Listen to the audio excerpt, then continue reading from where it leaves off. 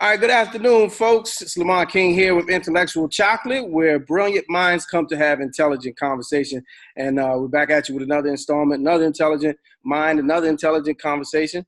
We got the good brother, CC Blackman on today. Welcome, CC. How's everything going with you?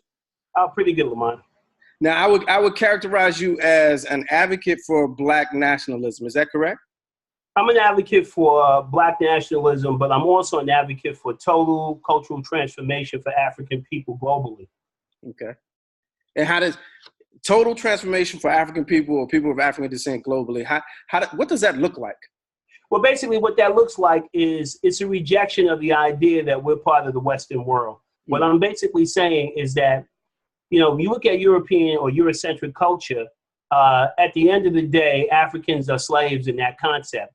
And we've been, you know, trying to merge with European culture, trying to make peace with it. And ultimately, we have to go our own way in terms of making sure that we have an African-centered culture so that we can take care of the needs of not only our people on the African continent, but throughout the world. So if you look around the world, everywhere we go, our primary languages are all European languages. Mm-hmm. Our highest and best goods are all stuff related to Europeans.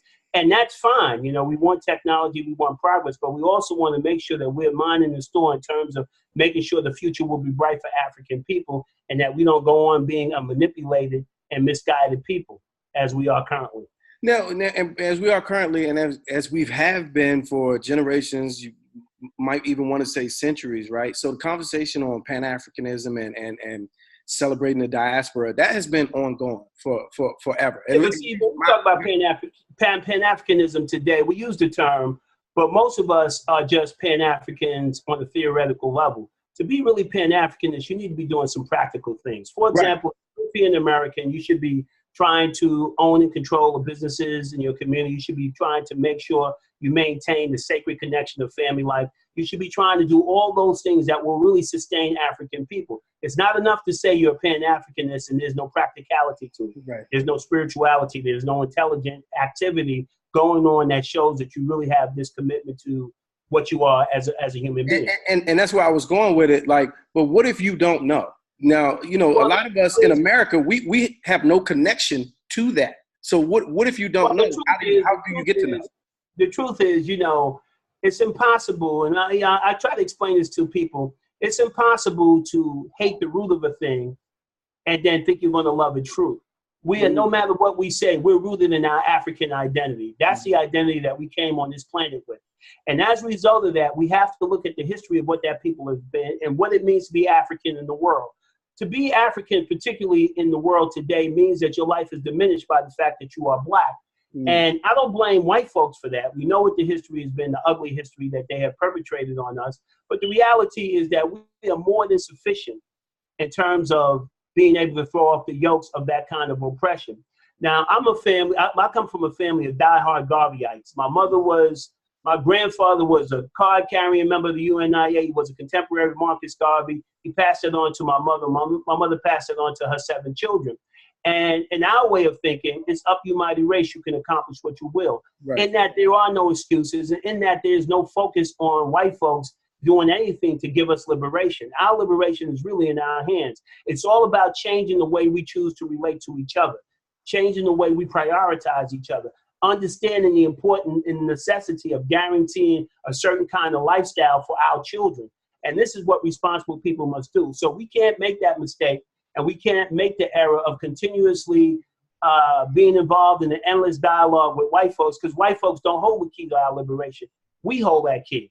You know, as Martin Luther King pointed out in one of his speeches, that he said, nobody can do this for you. He says, no Lincolnian Emancipation Proclamation, no Kensingtonian Civil Rights Bill can solve the problem of African people. We have to look at ourselves and say, I am free because my freedom comes from God and I have a right to determine my destiny. And how you know we're enslaved mentally is that we cannot operate in our own interests. After all this time, we still seem to have problems and obstacles just saying, you know what, I'm Black, I'm going to function in the interests of African people. I'm going to take charge of the things that need to be taken charge of so that African people can have a bright future.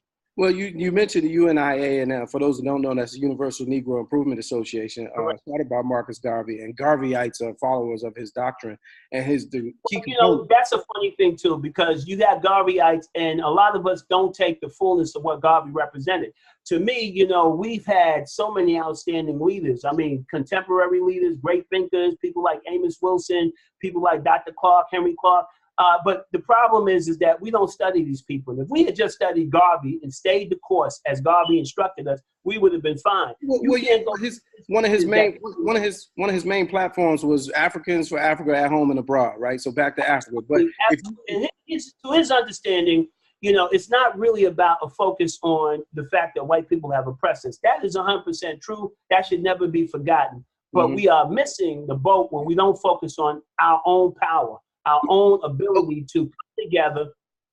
Okay, let's attack that point, because I know a lot of people have to deal with that nowadays in current society. Like you mentioned, we shouldn't heap all of our problems and say, well, it's the white man's fault, well, it's the white man is. But if we're in this system of white supremacy, which was set up to not for us not to succeed, how does that not get the blame? You know what I mean? That's where the mental problem really lies. The truth is, it's not so much that white supremacy is holding us back. The problem is we haven't properly responded. We haven't responded. Now, if you have common sense and you understand that you are living in a society that was never really designed for you to participate fully on the same footing as white people, then you must, of course, create your own society. And what you do is you make sure that you are at least in control of the choices that you can make. We spend money every single day. We can make a choice to make sure that we are the ones producing the goods and services necessary for our people to thrive and survive. Other people do it. Nobody has this unnatural relationship with their oppressor like we have. And that's because of the unique quality of our oppression. First, we were enslaved by Arabs in the East African slave trade for over a millennium. And then the European came along and put us in slavery for another 500 years. And if you count the mental slavery, it's even longer. So when they did that, they made sure they took one of the outstanding characteristics of African people, which is a desire to be right in the sight of the Creator, and they gave us these religions as a tool of conquest. And I'm not trying to attack anybody's religion, but we haven't Africanized these religions at all so that they work for us. No. Still, at the end of the day, we still think, as Arabs would like us to think if we're Muslims, and as Christians would like us to think, as white people would like us to think if we are Christians. And the sad reality is I've traveled all over Africa, and I can tell you that the overwhelming majority of our people are either Muslims or Christians. I don't knock that. What I do knock is that they haven't evolved the kind of religious theology within those religions that favors the interests of African people. So what's the alternative? What's the alternative? The alternative is you can be a Muslim or you can be a Christian, but you cannot prioritize that above your Africanness. In other words, God gave you a natural mission. If you believe in the justice of God, then your people are people that desperately need justice. Your people are people that have been oppressed for centuries, and you have to respond to that. If there's a just God, justice they say charity must begin at home before it spreads abroad. Where's the justice that we're showing each other? If you look at black on black crime, if you look at the collapse of the black family, if you look at the way we allow our young men to be portrayed as criminals and our women to be portrayed as prostitutes, if you look at what we've done since the so-called days of civil rights and integration, we have really, really gotten ourselves in a bad situation. And the sad part about it is when you travel to Africa, you find that African Americans are becoming a cautionary tale. People are saying, when you become totally immersed in the direction that white folks and other groups want to give you, this is what happens to you. We are not powerful people. We're enormously powerful. But the problem is we have to end that dialogue with white America, begin to talk to each other, and start to see about what we can do to empower each other. My position is that, white folks have invested a great deal of resources in the destruction of the black mind. So I understand that. And one of the things you have to do is if a situation doesn't really offer you any dignity, you have to leave it. I'm not saying we all have to go back to Africa, but in our minds, we have to return to our Africanness and prioritize all things that relate to us advancing as African people. Now, us, as a whole, we're victims of generational trauma, right? And a lot of that trauma, I would even say, is in our DNA. So as victims of trauma, who face a constant conditioning that we face in this system. How do you beat that? Like, well, I've heard of, the post-traumatic slave disorder, all kinds of psychological real related to our historical oppression. But here's my problem with that. My problem is that we were people who used to read by candlelight, man. You know what I mean? During the days of slavery. Today, we don't read at all. We were people that after the end of the chattel slavery in this country in the 1860s, 1865, we went all over this country looking for displaced members of our family. And today, we casually throw off the connection of family life. We were people who wanted the dignity of marriage, so we jumped the broom on plantations. So we cannot be more traumatized than the people who actually lived through that. The real truth is that some people in the 70s said it'd be a good idea if we can pimp Black folks' suffering. And what happened is they gave us this very weak and pampered and soft mentality. So now we can't do a damn thing. We have lost all of our own sense of own resourcefulness. I'm not a Republican. I'm not a Democrat. I'm for Black people. And I'm saying we can do a whole lot more in terms of self-empowerment. If you just look at the economic issues, I hear Brother Boyce talk about that all the time, about trying to get Black folks involved in business. But in order for that to happen, we need a cultural transformation that says we love ourselves enough to make the kind of sacrifices to build the kind of economic infrastructure necessary for our survival. I have a friend of mine, his name is Musa Drami. He came here from Maui. He got off the plane at Kennedy Airport. He knew exactly where he would get the resources or the food that he wanted to eat, where his people live, what they were doing, and they're working to empower themselves. We live in this country. We're treated as if we're just the last immigrants coming here, even though we've been here since its inception. And we don't even think like immigrants. We don't think like people who have a vested interest in their own survival. And that's my complaint. And this is something new. I lived in Harlem in the 70s, and I can tell you this is a brand new mentality you have in Black America, where everything is about Democrats and Republicans. Everything is about white folks. Even if white supremacy ended tomorrow, we still have to develop the continent of Africa. We still have to develop our communities. We have to strengthen our family life. Now, Garvey once said that we're going to drink the poison of Western society and be destroyed by it. Today, our morality is terrible. Our reliability with each other. Mary McLeod Bethune once said in her eulogy, before she died, she said, "I leave you with the responsibility of developing confidence in one another." How can we develop confidence in one another when brothers can get together to sell dope, but they can't get together to plan a simple business? We can't even run family life. It's not that we can't, but we refuse to do these things because this is not the direction the engineers of culture in Hollywood want for African people, for Black people. We are all over the place rejecting our Africanness. We don't want to be Americans. We want to take the knee, but we don't want to be Africans. We got to grow up. We are Africans, and it's just like Garvey said, a tree without roots is dead. And the people without the knowledge of their history, they have no kind of future. We have to wake up and realize that the reality for African Americans is that Africa is emergent. Whether we like it or not, in 50 years, the condition of African people on the continent is going to be completely transmogrified from what it is today. You can go to Ghana and I can see 60 little Black kids sitting on the floor. You can hear a pin drop. They cry if they can't go to school. There's no public education. Their parents have to pay for that. Okay, they're producing doctors, they're producing engineers, they're producing all kinds of people, but they still need us to bring the skills transference that we have over here over to that kind of development. And most importantly, you can get extremely rich in Africa. If we were working as teams going over there, we'd be extremely rich. All of this crying about a glass ceiling in America and what white folks won't give us and how they killing us in the street is a waste of time. Land is the basis of power. We got one of the biggest pieces of land in the world, yet we divorce ourselves from our Africanness. All right, let me speak to that. Let's speak to that. So you're tuned in to Intellectual Chocolate with brilliant minds coming to have intelligent conversation. My name is Lamont King. I got CC Blackman on with me, an author, activist. If you want to learn about financial literacy and more information on how to grow your business, visit us at theblackbusinessschool.com. Now you're talking about cultural transformation, right? And so I have a lot of friends who are, Nigerian, Ghanaian, and they just move differently, right? Because it's a part of their culture to take education seriously. And no, it's not just cultural. What it is that people are close to their suffering. When you go to Ghana and you go to, but they also didn't have a disconnect. They didn't have a disconnect, so it is very cultural. But see, it's not the disconnect. It was in terms of family. Now, let me tell you some statistics that a lot of black people don't talk about. Okay.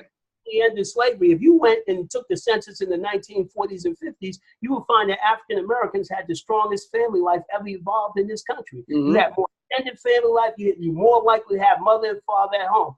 Following slavery, we held on to family life. This was a black cultural value in this country. Yes. What happened in the next 40 or 50 years? It was totally decimated. And a lot of that has to do with the fact that we were naive about the idea that you could take your complaints to your oppressor and he would somehow wave the wand and solve that problem. Prior to that, we didn't have any faith that white folks were interested in solving our problems. So we had our segregated communities. We knew we had to educate our children. We built the black colleges. We had life insurance companies. We had businesses. But the priority. But they came in and destroyed all that. They came in and destroyed that. It's not that they destroyed that. Our attitude that we let them dupe us into being destroyed. Okay. Because integration actually led to our disintegration, and assimilation led to our total insanity. Yeah, but you had establishments like Rosewood, you had Black Wall Street, if they physically bomb you out of trying to build community and trying to build businesses, that is going to change your attitude at some point. Let me tell you something. Nobody can stop a people with their mind made up to be successful. Nobody can stop with their mind made up to take control of their own selves. You see, our revolution is never going to be, we're incapable at this point of a physical revolution in terms of violence. So we have to have a mental revolution that's incapable? Based on, let me show you something. You feel like we're incapable?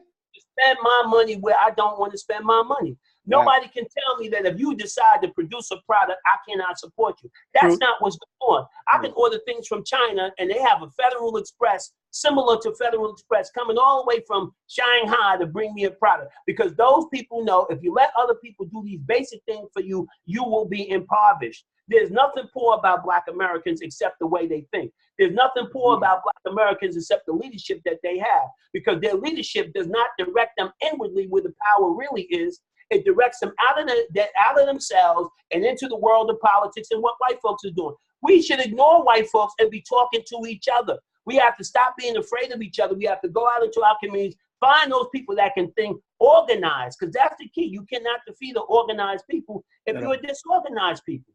And it's not even about defeating white people. It's about us understanding that you can't say that we love each other and that there is no service to each other. You can't say you love each other, there's no family life. You can't say you love each other and there's no business life. And you can't blame it on the ancestors, and you can't blame it on the fact that you made a choice and it was a bad choice. You wanted to get down with the white man. You said, I am a man. And when you put those placards on in the 50s and said, I'm a man, I want equal rights and all that was good. Civil rights, fair housing, the fair housing bill, the Voters' Rights Act, all of that was good. You needed equality under the law. You never needed to merge your personality or merge your value system into white America, because central to white people's thinking is you are inferior. So you're always going to have a problem as a person anytime you're dealing with a group of people who you are saying that you want to be down with, but you know that their history says that we think of you as nothing but a damn inferior. So we have to wake up and recognize and create an idea of ourselves that respects ourselves. So the bottom line is that it's about us relating to each other. It's about us being real with each other, about solving our own problems. Today, we are so insane that just basic common sense moral issues we want to run away from. You got to have organized family life. We got to marry our women. We got to support our children. We got to respect each other. We should have long time said, these white folks are not going to take care of us. Every brother should be talking about what business he's going to set up. If he's too weak to set up his own business, get with some brothers that have some strength, and let's take back our markets from these white people. 10 years, 15 years before Boyce was talking about this, I had to start a black business campaign in Brooklyn. We have to have businesses. Businesses is the lifeblood of family life and community life. But you can't even have that when black men and black women can't even get along. And they can't get along not because it's natural, it's because we have let them rip off our culture. The same way they flipped hip hop into what they wanted to do, they flipped black culture into what they wanted, what we have today, which is total negativity, total ignorance, and something that's not sustainable. That's why I'm trying to get my family over to Africa. I love being a black American. All the people that have ever taught me anything in my life were black Americans. but I can't stay here because they homosexualizing our children by the bucketful. I don't have a problem with a person being homosexual, but I know that those numbers are skewed because the culture is saying the easiest thing in the world you can do is commit suicide because you will never produce anything as a homosexual. They're clearly trying to reduce our numbers, and this is what it is. It's not about venom toward homosexuals. I don't care what a person does, but I'm saying I've seen a concerted effort for us to just walk down the path of self-destruction set up by those people who are telling us this is what freedom is and this is what it's really all about. We're not free till we can act in our own interest, and we don't act in our own interest. That's why you know we're a bunch of slaves in this country. So how do you reach those people? Let's say that's what's going on. We know what the agenda is. We know what the plan is. But you got those people that look like me and you, or who say they're down for the cause, but they're the agents that's working on the inside against our own interests. They can never defeat the goodwill of the majority of African people in this country. Mm-hmm. Another thing too, I wrote a book many, many years ago, back in 2005, called Toward the Destruction of a Nigger Mentality. Get the cure for the social sickness that's killing Black America. Nigger mentality has nothing to do with being Black. It's about being a hater of self and kind. It's the very mindset that they put into us, which they felt was necessary to make sure we would never be a cohesive unit that would be able to free ourselves from oppression and be able to have a prosperous existence. I'm all about prosperity. I'm all about money. I'm all about progress because I know these things are necessary. And if you really care about your family, you need to acquire wealth. You need to acquire some control. In order to do that, we need sober-minded Black people. We need people that are thinking outside of the American intellectual structure, which tells you that, which directs us to constantly complain about white folks, constantly complain about which party. No, none of those people are for you. The only people for you are the people within your own group who are now terrified of each other because all they do is ingest all this entertainment and all this destructive messaging about who Black people are. When you go to Africa and you really see the beauty of simple African people and you fall in love with your Africanness again, you become energized and you're able to make progress. So there's still a lot of wonderful people in Black America, and there's still a revolution that can take place here. But the one thing we have to be is we have to be honest, and we have to have some kind of sense of righteousness in the way that we relate to each other. I'm not an advocate of religion, but I am an advocate of righteousness. I'm a firm believer in God, but I'm telling you, these religions contain so many coded messages because we keep taking them as the oppressors gave it to us. The Arab didn't give you no Islam for you to be free. He wants you to be enslaved to his Arab agenda. The Christian didn't give you Christianity to make you free. He wants you to be slave to a white man's agenda. So they use these religions because we got a soft spot because we love God. There's nothing wrong with loving God, but if you really love God, you got to really break it down to a point where you understand that loving God is about you got to make peace with your Black woman. You got to form families. You got to be serious about taking care of your children. You have to be a man and take charge of your community and its economics. We can do it. We can do it. It's so much money here, but we got to spread that word. And that's not a word that we need to go around telling white people, oh, you got to leave us alone and whatever the case may be. Listen, we should be springing up Black Wall Streets every day of the week. We've been here over 400 years. We don't control any major industry in this country. Every time I go to a Black town, it's saturated with nothing but foreign people invested in your community. You are locked out of investment in your own community because your people don't have enough common sense to say, I'm not buying shit unless it's produced by my own damn people. That's how we got to get. We got to get militant about getting some control and getting some power. And that's the key. And that's not a conversation. There's no people who ever got their freedom begging or trying to make somebody or guilting somebody into submission. It's not going to work. You can label them white supremacists all you want. And I'm going to tell you something. The people that use that term, a lot of them are the biggest white supremacists. If I was white sitting back, listening to people talk about white supremacy all day, I feel very big about myself. That's not the conversation. You should be talking about Black empowerment. F white supremacy. Even if it's true, 100%, and it is. Even if they are planning and scheming, you're not going to do anything talking about it, analyzing the problem. You have to talk solutions. We need to be talking about prosperity. We need to be talking about Black family life. We need to talk about loving and respecting each other and getting rid of the values, the artificial values that they've been giving us for the last 50 years. Now, for the last 50 years, so what's the timetable for that? Because that's not an overnight thing. Well, first of all, listen, you and I are talking on the internet. This is the information age. Never has there been a better time for us to make revolution, because the bottom line is that you can talk to the whole world online today. As soon as my book get out, I'm launching a African Renaissance Time TV, and I'm going to be talking about these issues. The real truth is this. There's nothing holding us back but us, okay? And our minds. You know, Steve Biko once said that the greatest tool in the hands of the oppressor is the minds of the oppressed. Yes. We got to get our minds out of white folks and learn how to think critically about our situation. The situation that existed 50, 60, 100 years ago no longer exists. They're not holding us in any cell today.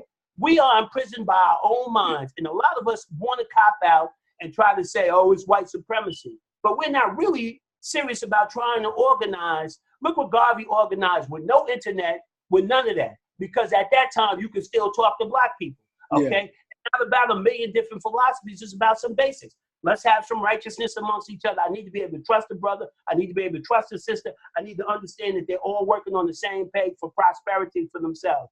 We argue over religion. We argue over who's going to sell dope on this particular quarter. We argue over whose fault it is, the black man or the black woman. We argue over all the stuff that white folks is doing, but we never focus on the power that we have. And so as a result of that, I don't see Black America as being emergent right now. I see Black America as dying. And as a true Pan-Africanist, I know that there's a world of African people out there. And some of them understand that when you go to Africa, you are measured by what you can do. Man, they need people that are functioning. And there are a lot of people who are expatriates, who are Black Americans, who are living over there and are living a great life. I hear all kinds of nonsense about they hate us and all that. That's what I was just about to ask you. How do they feel about us? That's the question.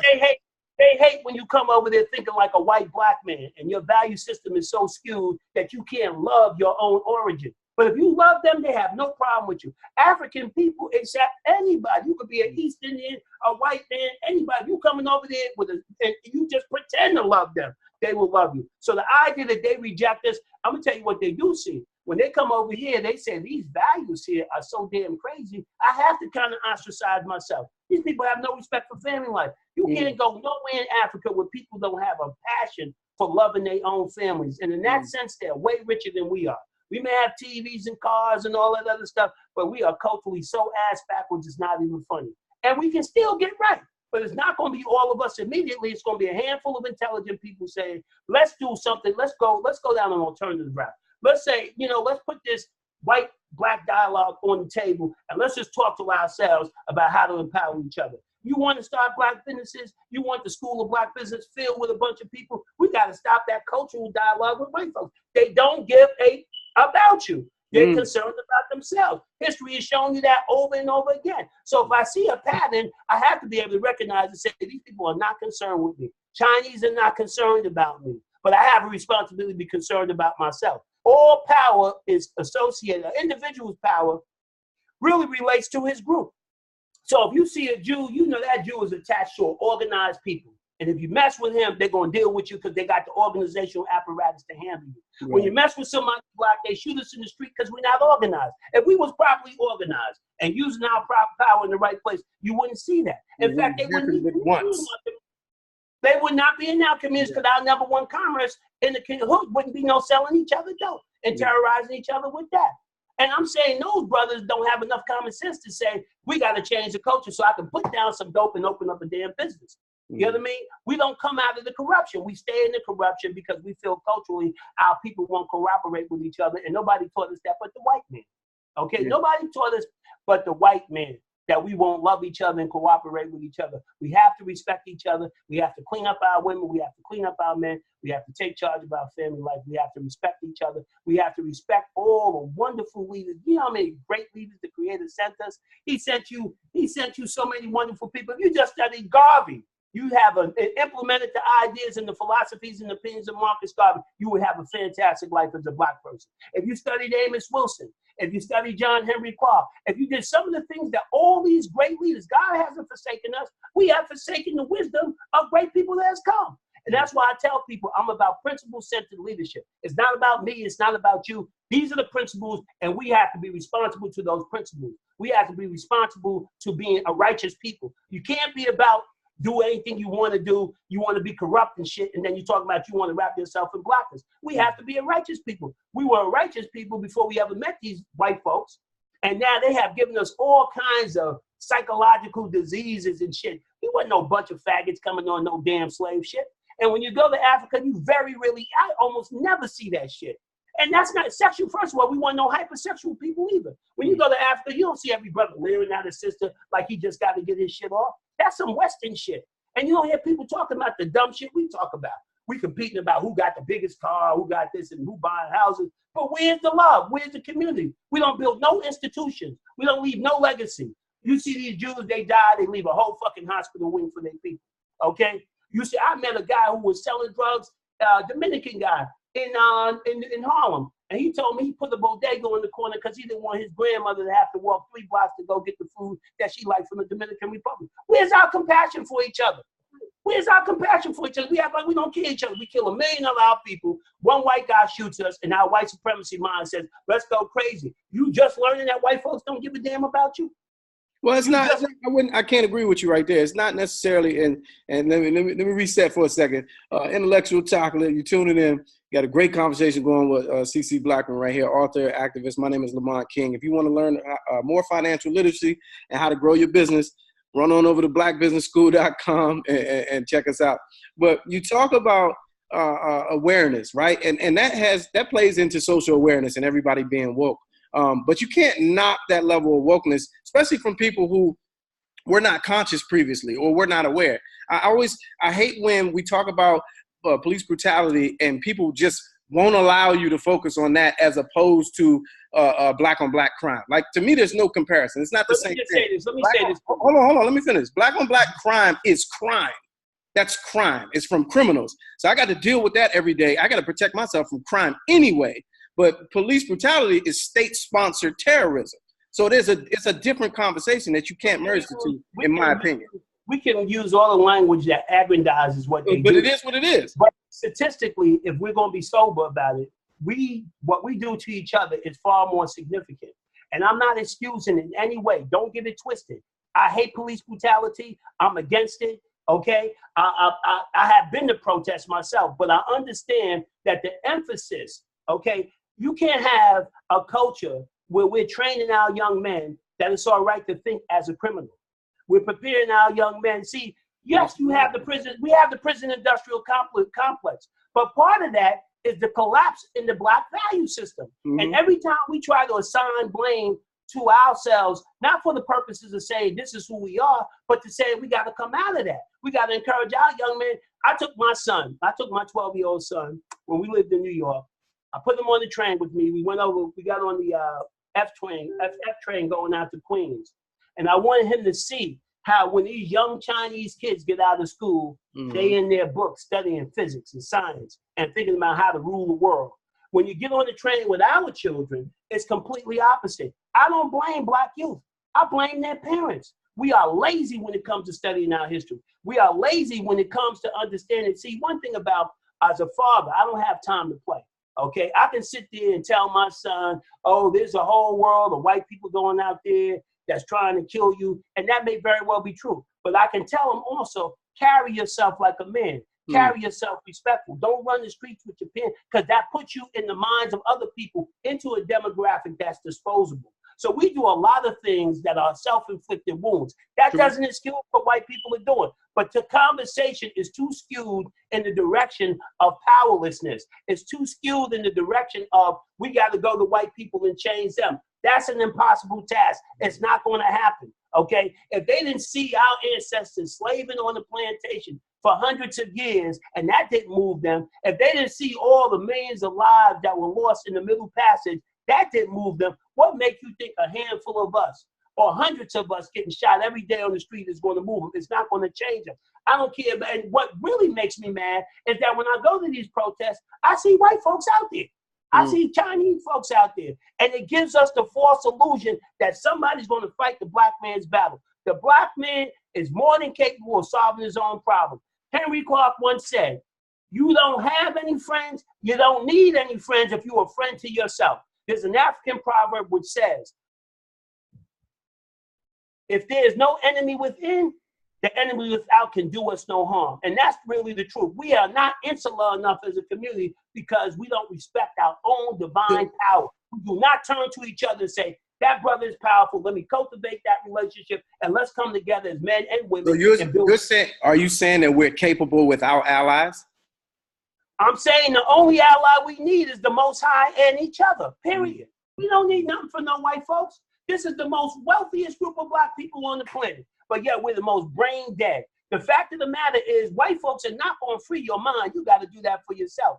That's why Marcus Garvey said it, and it's in Bob Marley's song. The quote was, emancipate yourself from mental slavery. None but ourselves can free our own mind. We don't emphasize that none but ourselves. White folks can't do that.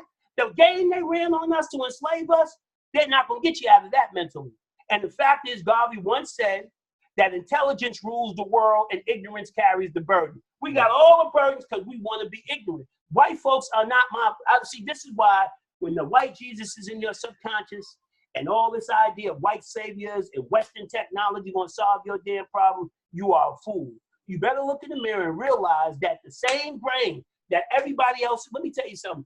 If the black man was to apply his natural genius to solving his problem, he could solve problems all over the place. But as long as he keeps relegating the responsibility to organize the world to white folks, and to me, it's a very natural extension of the fact that we were the only racial group that was totally conquered.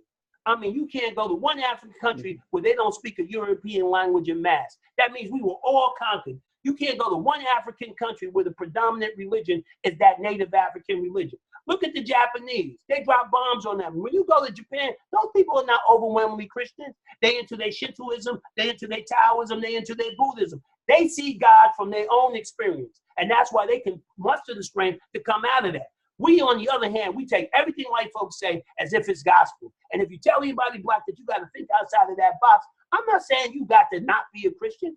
I'm not saying you got to be a Muslim, but you got to recognize those things were not given to you for your racial advancement. And at the end of the day, we live in what we are as a race. You don't see Christians running out of the white Christian church to make sure black Christians have economic advancement. You don't see the Muslims saying, we got this oil money, let's help black people. When you go to those Arab countries, it's disgraceful. Okay, I grew up in the church, then I grew up in the mosque, and I can tell you, it's all the same thing. And I'm for righteousness. I don't mind if a person got a moral compass with their religion, but black people got a bigger problem. We're the only people in the world that we have a racial problem that God has orchestrated for us to solve, and we won't have to solve that. We got to love each other. That's the bottom line. We got to see the spirit of divine in each other, and we got to work with that. Now, so you spoke earlier about trying to take your family to Africa, trying to make that move. What's the time frame for that, and how does that process work? This is the way I want to do it. I'm going to do 6 months over there because I'm not going back to Africa to say I'm black, I'm back in Africa, I'm home. I'm going over to do some business. I'm going over to establish some businesses. And once my business is established like I want to, we'll come back and forth because I'm never going to give up on my people here. I'm coming back to always teach. Okay, I'm the founder of my own spiritual movement. I got a group called the First True Church of Global African Redemption, where our religion is solving our problem. Okay, we say go to God in any way you want to, but make sure you come in here with some righteousness. So you can be a Rastafarian, you can be a Muslim, you can be a Christian. It can be a secondary church to you. But the main thing is we should have religious zeal towards solving our problems as a people. Because we got some major problems, and that's the only thing that seems to organize us and motivate us, spirituality. So that's one of the things that we still have, and that's what we got to call on. We have a spiritual problem, okay? Because anytime the handiwork of the Creator creates the black man, and he don't like what he is, something is wrong. The black woman uncomfortable in her own skin. She got to put on some European mess on her head in order just to feel natural. And a lot of sisters, I tell them, I've given speeches where sisters say, where I talk about that, and the sisters start grumbling. And I said, listen, I'm not just mad because you got on the blonde weave. I'm mad because you ain't making it. All the billions of dollars going to South Korea. Y'all ain't making no damn wigs. Can't none of us figure out how to make that shit? Yeah. Can't none of us control that trade? If we want to spend that money, let's control that trade. Then it would be less offensive to me. But I'm saying it's about money because it's about power, it's about control, it's about spirituality. Money in the sense of, self-awareness so that we can control our environment. Resources. We are a resource. The most important human resources is human resources. It's not the money. People are more important than money. Listen, when the pyramids were being built, they weren't giving out checks. The king gave an order, people got together, and that shit was not built by no slaves. So when Kemet was established, people agreed to cooperate with each other. If black folks got up tomorrow and said, I agree to cooperate with each other. This brother started selling socks wholesale. I'm going to buy all my socks from him instead of Modell's. And then he's going to get a machine. He's going to start manufacturing the socks. So that money is going in our community. We got to start making simple things. If the Asians, if the Japanese came out of their oppression by making simple products, because when I was a kid, everything made in Japan was a piece of junk, cheesy, trinket or something. Why can't we do the same? Why can't we start making small things and take back our economy so we can do bigger and bigger things? And the sad part about it is they have plotted for years to keep that African American separate from that African. They only give out 50,000 visas to all of Black Africa to keep them people locked in. Some of them got diamonds, some of them got gold. A lot of them is brilliant. And if they had their brother in America who got all this money that he just squanders and gives away to the whole world, working with him, our textiles could be produced in Africa. Instead of wearing Nike and Adidas, we should be wearing stuff that we made ourselves. There's no reason for us not to have billionaires all over the place. So you want to talk about business? If we change our psychology, if we change our cultural preferences, if we transform our appetite from being one that is an appetite for everything white folks is producing to an appetite of we got to produce this ourselves and express pride and dignity in our own self and think about the future of our own children, we could you'd have more business people than you know what to do with. But before you can have a school of business, you got to have people that's willing to be there. Our elite people know, yeah, you need to have a business. Brother Boyce is right. But you could have 100 times more of those people if we started a message that basically said, if we don't save ourselves, ain't nobody coming. Ain't no Jesus in the sky. And Dr. Boyce speaks to that often. That's his main platform. But I agree. But let's talk about, and to wrap it up, what Africa looks like now, because China is moving. This is outside of that myth. The total foreign investment of Africa from the Chinese is not even $150 billion. Black people are $1.3 trillion people. And when you go to Africa, that is not the case. What it is, yes, they have a foothold over there. They're trading. What they're doing is they're trading development for resources. So if you want this road built, if you want this, give us the rights to mine this particular thing. But there are no way in the world you cannot see. Africa is uniquely designed for the African. You can't take over Africa. First of all, when Garvey said the wealth of Africa is inexhaustible, he was not kidding. They haven't even scratched 1/5, 1/10, 2% of the wealth. You may not be able to take it over, but if they give it up. First of all, this is a myth anyway. When you go, listen, I've been in some of the poorest countries in Africa. I went to Sierra Leone. You can't buy no land in Sierra Leone. Africans don't sell no land. The people are not stupid. They don't sell their land. You can lease the land, you cannot buy it, because some of those African countries, you got some white people rich enough to buy the damn whole country. So they're not selling no land. You can lease the land. But they would be in a much better position if the engineers, the architects, the thinkers, the community city planners, people that know how to do real stuff in terms of infrastructure and make a society work. Those are the African people who at least should be going over there saying, I'm here for skills transfers. How many people cannot trade? Trade. How many times I've seen Chinese go over there and try to do a project and exclude the African? They don't even want you to know how to maintain it because they want you dependent on China, okay? And I'll be honest with you, the Chinese are there more for trade than the Europeans, way more than the Europeans, and that's the truth. And you got a problem with the Africans. You got Lebanese all over Africa, but still with all of that, and then this is another thing too when we talk about Africa. You're talking about 54 different countries at varying stages of development. Paul Kagame, that's your black president. Look at the development. You go to Rwanda, man, they making computers. Forget about the genocide. That is a very progressive society.